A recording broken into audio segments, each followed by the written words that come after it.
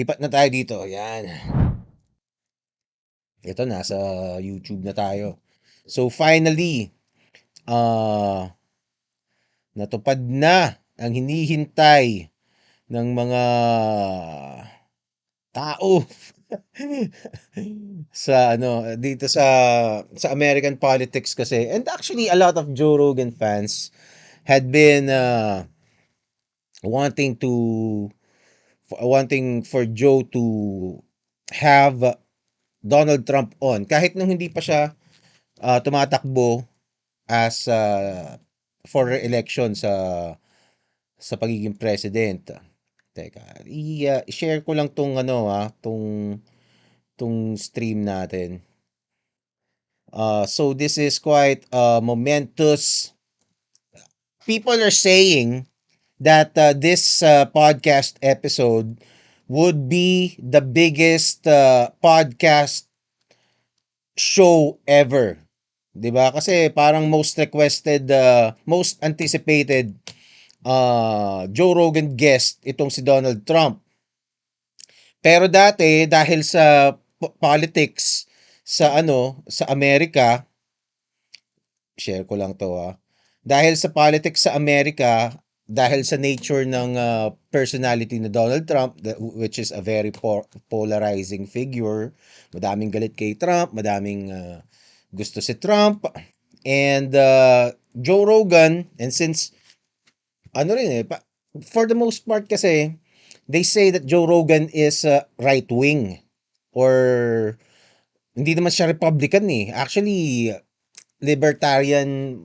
Joe Rogan has a lot of libertarian views and even liberal views, 'di ba? And being the biggest podcast in the world, uh Joe Rogan had been saying na ilang beses na siyang nag-propose si Trump na pumunta sa podcast niya. But Joe Rogan had been declining kasi parang dahil alam niya yung laki ng podcast niya, parang he thought it might be parang kumbaga pwede niyang matulungan significantly yung mga mag-guest. And I don't know, among other things. Pero yun ang sinasabi niyang reason, 'di ba? Parang sinabi niya nga he didn't want to help Trump. Sabi, I didn't want to help him, 'di ba? Kasi unang-una, hindi nga binoboto ni Joe Rogan si Trump Ilang beses nang election. Teka, ayusin ko lang 'to Wait lang, wait lang. Aking mga contraption. Teka. Okay, so Joe Rogan, I don't know if Joe Rogan will endorse Trump in this episode. Hindi ko pa siya napapanood. Kanina ko pa gustong panoorin pero I thought, iaano ko, ay, sabi ko, i-stream ko na lang. Katulad ng ginawa ko kahapon. Sana lang ay hindi ako mabaril ng strike. Okay? And balikan natin. So, Joe Rogan finally has accepted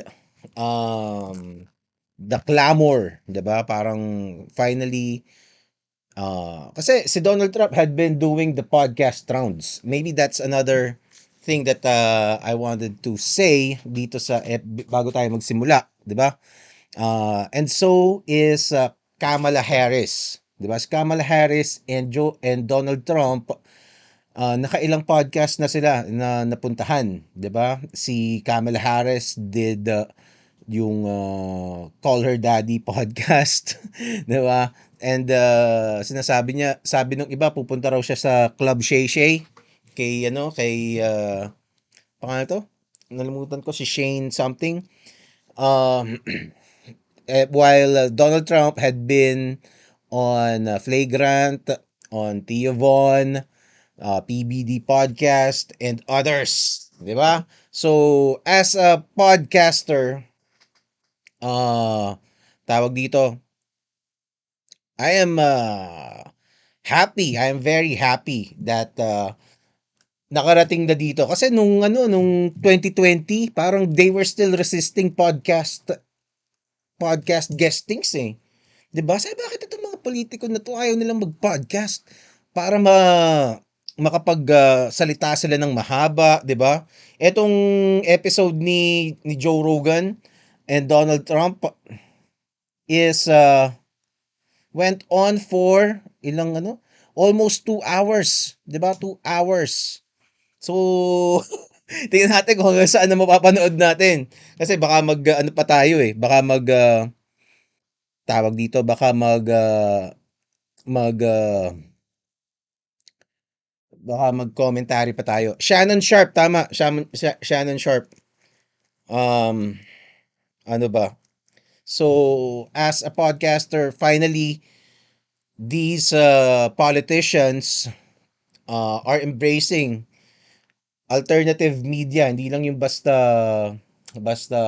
mainstream media na you get what at most yung 60 minutes na palabas nila ni hindi nga umabot ng 60 minutes eh. Yung kay Kamala Harris dun parang 26 minutes lang ata, 'di ba? And at times parang yung mga tanong pa were given before the interview. Ito, kay Joe Rogan, for sure, walang ano yan, walang questions na given beforehand and they're just gonna be uh, doing a free-flowing conversation for almost 3 hours. Okay? Kamala Harris was said to be parang nag-aano siya, nag-o-offer na pumunta rin dito sa Joe Rogan but dun sa huling narinig ko, nabasa ko ay parang nag-back out na siya sa Joe Rogan. Okay? I don't know kung bakit pero Kamala Harris hadn't been doing well in her sit-down interviews. And based dun sa mga interviews na ginagawa niya, medyo paulit-ulit lang yung sinasabi niya. So parang ah, kumbaga as a fan, di ako di kumbaga parang man, hindi uubra yan pag si Joe Rogan ang kausap mo kasi Joe Rogan is gonna kumbaga unlimited yung oras, 'di ba? And he's not gonna allow parang pre-planned yung mga questions na bibigay mo muna tapos you're gonna follow a script. That's not how he does things. And yun. Eto, shout out sa mga nandito, si Jakat, si Jupaw, JR Izu, at ang MVP natin si Dada. Sabihin niyo sa akin pag may problema sa audio ha, kung malakas, kung mahina, kung wala kayong naririnig. Okay? Uh, Sports podcast yung kay Shannon Sharp pero madami sa audience niya are black people. 'Di ba? So Kamala Harris being black, uh, ano yan, parang tingin niya demographic niya yun. Although, nahihirapan daw siya dun sa mga black men.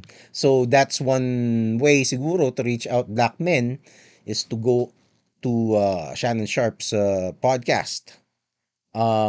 Joe Rogan, mostly men pa rin ang viewers ni Joe Rogan, pero may mga babae din naman, syempre. And as of now, this podcast was released 7 hours ago. 7 hours ago. Yan, no? And sa 7 hours na yun, almost 6.5 million views na siya. 6 million 445 643 views in the last 7 hours. 'Di ba? So, 7 hours pa lang yun. So, probably baka maka 20 million, mahina na yung 20 million siguro dito sa podcast na to. So, eto, hayop ka! JR Izu, pinangalandakan mo pang iyong pagtae. Di ba? Anyway, eto, so, manood na tayo. Habang nanonood tayo, ako ay magtatrabaho. Okay, so kumbaga, I'll just be listening. Pero pag meron akong naisip, pwede akong mag-pause and say a little bit of something. Okay? Pero 3 hours kasi ito eh. Tingnan natin kung baka I'll just talk over, 'di ba? Kaysa mag-pause ako ng todo. So, I, hindi ko wala pa ako napapakinggan na kahit konting parts dito and so first time ko na talagang papakinggan. Gagamitin ko pa ba ang ipinagbabawal na technique? Dito na lang. Sige, para sure. Para sure, gamitin na ang pinagbabawal na technique. O game. Teka, check ko lang pala yung Facebook. Joe Rogan Podcast, check it out.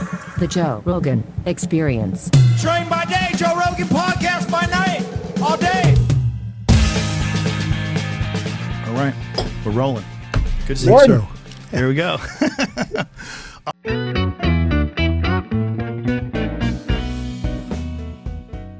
And Thank you've you. done a great job.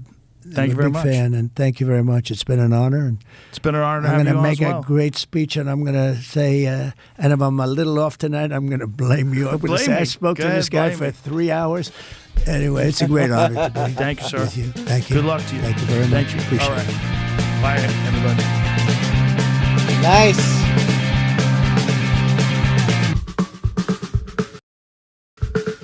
Okay, so that is classic JRE, classic Donald Trump. Uh, it's So Blake, madaming let's play Dana whoa, Bash, but I just want to take a step back here. wait. This is one of the few things that What can I say about the episode? Did it live up to the yung yung excitement doon sa hype na matagal mong hinintay that you have been waiting for it for so long? I suppose it hits it's just right there. Uh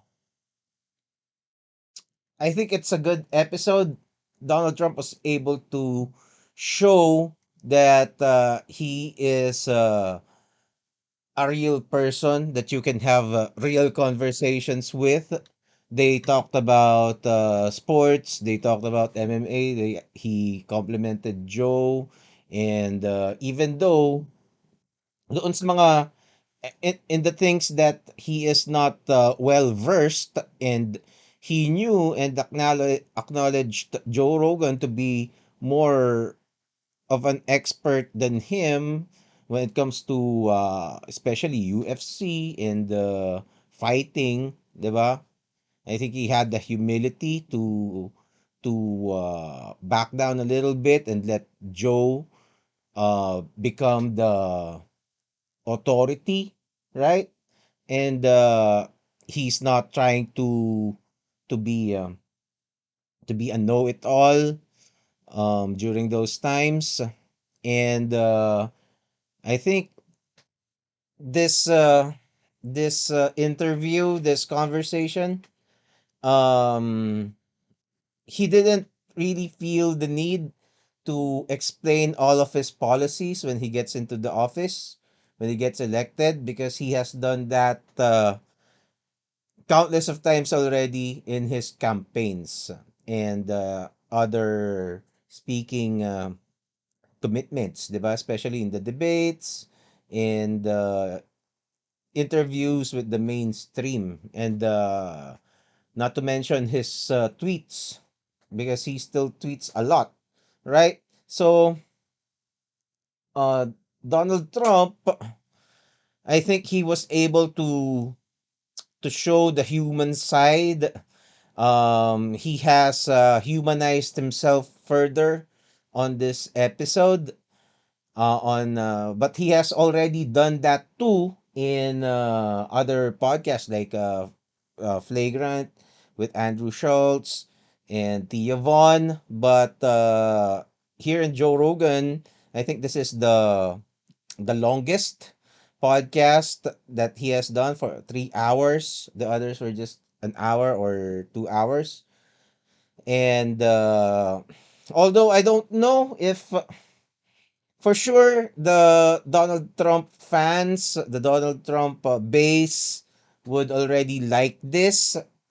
Kasi, of course, the Kamala Harris base would hate this. I'm sure they would have a lot of things to say about this episode, about the things that Donald Trump did not when he was asking Joe Rogan, and Joe Rogan was correcting him, 'di ba? Maybe they would spin it in a negative way, but for sure they will find the ways on how to make this episode bad for Donald Trump. But for me, I'm not in America. I'm not an American. I'm not gonna vote there. I just find Donald Trump to be a more compelling candidate. I'm not I'm not a Donald Trump fanatic. It's just that Kamala Harris did not bring anything. If you follow the campaign, how she does in the interviews, how she does in the podcast that she's been, you can see even her fan base, even the liberal media, which are Democrats, were criticizing her, especially in the past couple of weeks. Kasi she has she's been doing really bad in the appearances that she's done. There's a lot of reasons for that. One of which would be because she just started doing it now, right? So she just started going out to the media right now, while before, in her entire vice presidentship, she rarely does interviews. Even at the start of the career, even at the start of the campaign, it took her 1 month before she talked to the media, before she sat down for an interview. And the first interviews she did were scripted interviews, and everything was scripted. What the questions were sent in beforehand. It's not anything close to being spontaneous like what we just watched. Okay, so uh when it comes to being humanized, if you just watch the mainstream news, Donald Trump would always be the evil guy, 'di ba? He is literally Hitler. That's the narrative. And in the past week, the media had doubled down on that narrative again, because they're losing in the polls. They are basically tied in the polls, and historically, Donald Trump does better than the polls. So if they're tied, then that means Donald Trump would be ahead when it comes to the election night, election day. So they are panicking right now, and this episode with Donald Trump on Joe Rogan, how many views does it have already? 17.7 17.7 million views in the past 10 hours. Past 10 hours, 17.7. When we started this watch party, where we were only at 6.5, I think. So it's been 11 million, almost 12 million views since we started in the past 4 hours. So that is how huge this this podcast is. Okay? And but still, uh we can never be sure. To me, if you ask me, Kamala Harris is running a campaign for idiots. You gotta be really stupid if you watch her in her interviews and still vote for her instead of Trump. If you don't know any of the things that the mainstream media had been saying, diba? And you just watch this interview and let's say the Call Her Daddy podcast interview of Kamala, I think it's a no-brainer. It's definitely Trump is gave more substance, far more than Kamala Harris. But again, there are people who are Trump deranged that had been conditioned by the media that Donald Trump is evil. We see that in the mainstream news. We see that in the late night talk shows, in and other shows in social media, and that had been Donald Trump's greatest uh, barrier or hindrance uh, throughout his campaign and well, basically his entire political career. Okay, so what I'm saying is we still don't know who's gonna win. Okay, but if you ask me, Donald Trump, based on watching both candidates, Donald Trump is far more sane, far more real, far more experienced, far more competent than Kamala Harris would be. I know personally here in the Philippines, government employees who are friends of ours with my wife who are so much better than Kamala.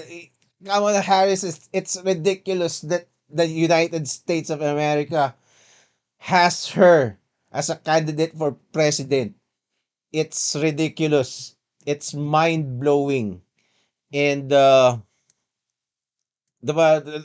sure there is no shortage of smart, capable people in the United States, but they have Joe Biden and Kamala Harris in the White House right now. So this is like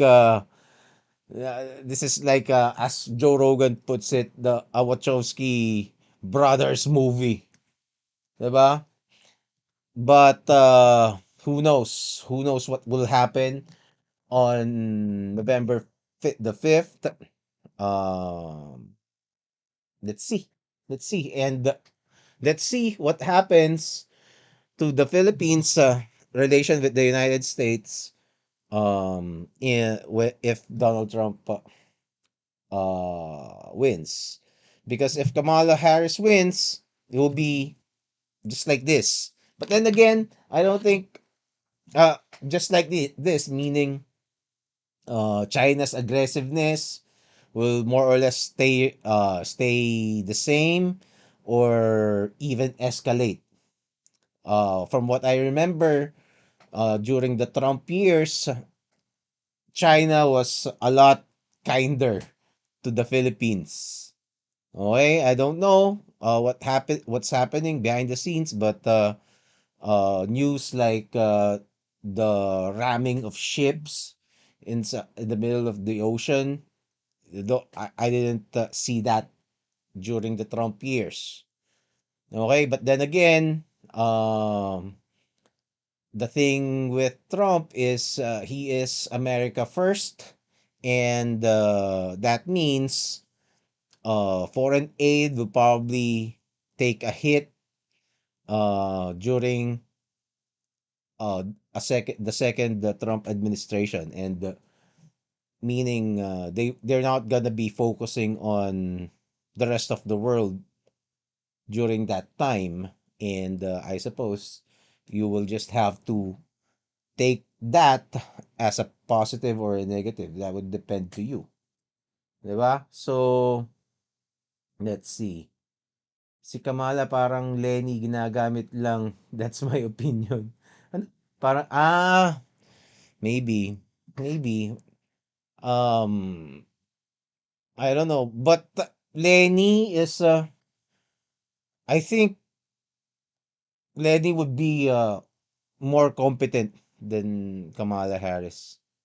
If you want, I don't know, ma'am, if you have watched her interviews, eh. I'll send you yung mga sabaw moment talaga.